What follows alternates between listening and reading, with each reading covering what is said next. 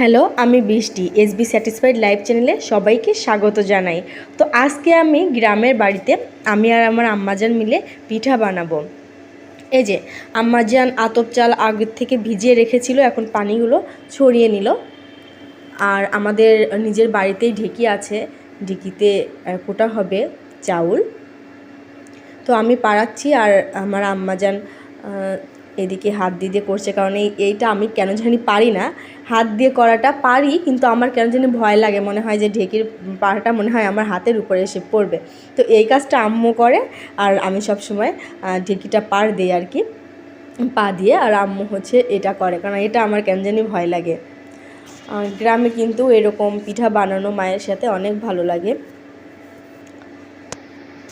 আমি পাড় দিয়ে দিচ্ছি আর আম্মু হচ্ছে ছেঁকে নিচ্ছে গোড়াগুলো। দেখুন দর্শক বন্ধুরা, এই ঢেঁকির এই পাশেই হচ্ছে হাসনাহিনা গাছ, ফুল ফুটেছে, রাতে অনেক সেন্ট হয়। আর এখানে হচ্ছে মেহেদি পাতা, এগুলো কিন্তু বেটে হাতে নিলে অনেক রং হয়, অনেক সুন্দর আর কি। তো আমাদের গুঁড়াগুলো কোটা হয়ে গেছে, মানে চাউলগুলো আতপ চাউল ভিজিয়ে রাখা হয়েছিল, সেই গুঁড়াগুলো কোটা হয়ে গেছে। এদিকে আম্মু একটু পানি গরম করে নিচ্ছে পিঠা বানানোর ডোটা বানানোর জন্যে। এই যে পানি গরম হওয়ার পরে হচ্ছে আম্মু ঢেলে দিল। এখানে একটুখানি লবণ দিতে হবে, একটু লবণ দিয়ে দিলাম। আর আম্মু বলতেছিল যে একটু নেড়ে দাও, আমি নেড়ে দিচ্ছি যাতে পানিটা একটু জুড়ায় আর কি।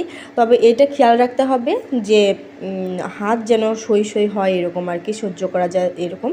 তো এখানে দুধটাও গরম করে নিচ্ছে আম্মা, আর আমি হাত দিয়ে দেখতেছিলাম যে পানিটা কেমন, মানে হাত দিয়ে এই মানে এটাই কিন্তু মেইন পিঠা বানানোর, যে হাত দিয়ে যখন মনে হবে যে আমি গরম একটু সহ্য করতে পারছি, এরকম অবস্থায় গুঁড়াগুলো দিয়ে দিতে হবে।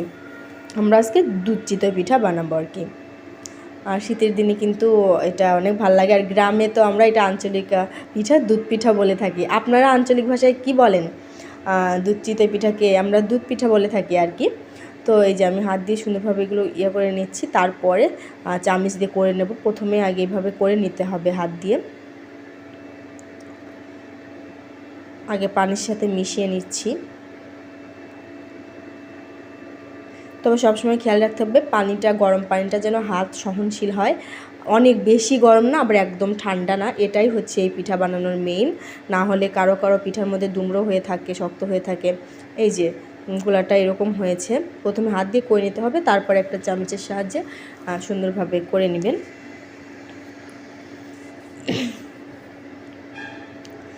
একটু আমি নাড়াচাড়া করে নিচ্ছি। তার আগে একটা কথা বলে থাকি, আমার চ্যানেলে যারা নতুন প্লিজ আমার চ্যানেলটি সাবস্ক্রাইব করে দিবেন। আম্মু এদিকে খোলা চুলায় ধরিয়ে দিল, চুলাটা একটু গরম করে নিবে, খোলাটা একটু মুছে নিচ্ছে।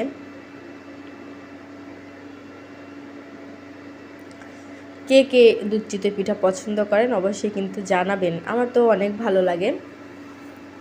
আর একসাথে এভাবে বানানো অনেক মজা। আম্মু দিয়ে দিল একটু খোলাটা, পিঠা বানানোর খোলাটা একটু গরম হওয়ার পর এই যে দিয়ে দিচ্ছে।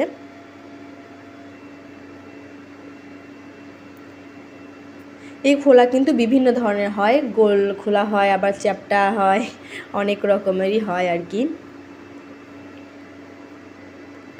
তো এভাবে দেওয়ার পরে একটু ঢেকে দিতে হবে, ঢেকে দিচ্ছে।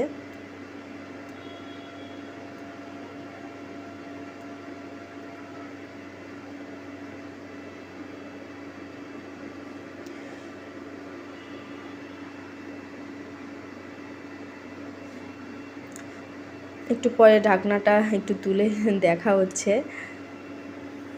হয়নি, আবার ঢেকে দেওয়া হলো।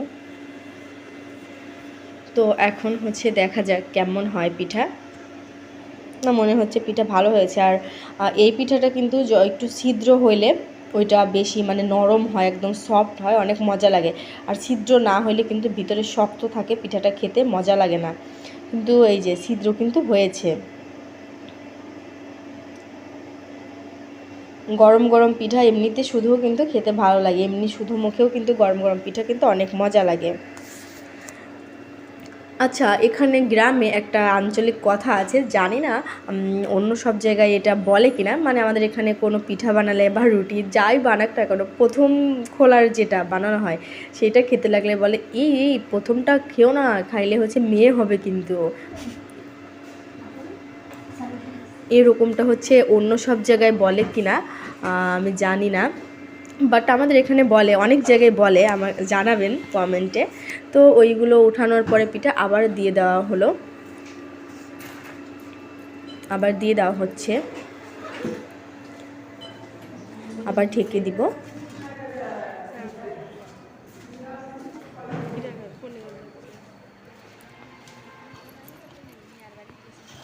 এই পিঠা বানানোর গরম পানিটাই হচ্ছে মেইন, এটা একটু খেয়াল করে দিতে হবে, একদম বেশি গরম পানি দেওয়া যাবে না, আবার একদম হচ্ছে জুড়িয়ে ফেলা যাবে না, ঠান্ডা করে দেওয়া যাবে না, মিডিয়াম, হাতটা সহনশীল থাকতে হবে, এরকম আর কি।